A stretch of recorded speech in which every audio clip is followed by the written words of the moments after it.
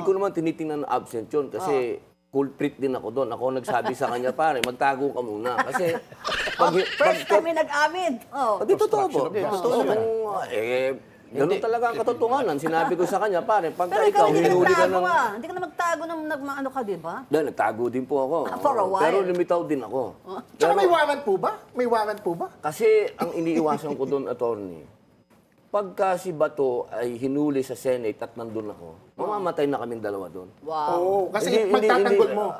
Hindi, bakit pagtanggol niya ako? Pero, Putting it dramatically, ha? Putting it hindi, dramatically. totoo. Kasi kung kukunin din lang siya ng dayuhan doon, hindi ako nagdadrama o ano. Okay. Kasi sa akin, personal to eh. Itong warrant na Yung sinasabi, foreigner. kung meron, foreigner to eh. Oo, yeah. Matagal ko nang gustong humanap ng away sa foreigner. Pero kung Pilipino, ayoko. Lagi natayo itong bandila ng Pilipinas. At nasabi nyo na yun noon, na pag inaresto si Bato, sasama ka.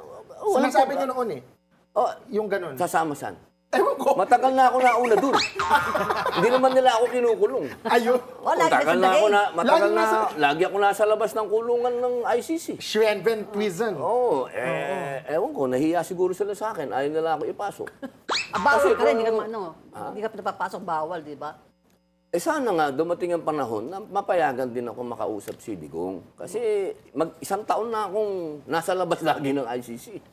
At hindi ko kinakatakutan ng kulungan, lalo na yung sa abroad, sarap na kulungan Ay, doon. ba- Matagal na kaming concern sa warrant. Nagmula pa lang nung duman nangyari kay Digong yan.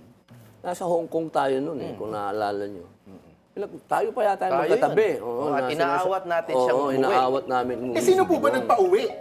Siya, gusto niya Alam mo umuwi. si Digong, matapang na tao eh. Hanggat sinasabi naming huwag umuwi, yun naman, alam mo kasi talagang palaban yun eh. Kaya umuwi pa rin siya. Eto naman, ayoko na mangyari yan kay Bato. Kasi masakit eh. Kasi nung nangyari kay Digong yan, nagluksa talaga kaming matindi lahat.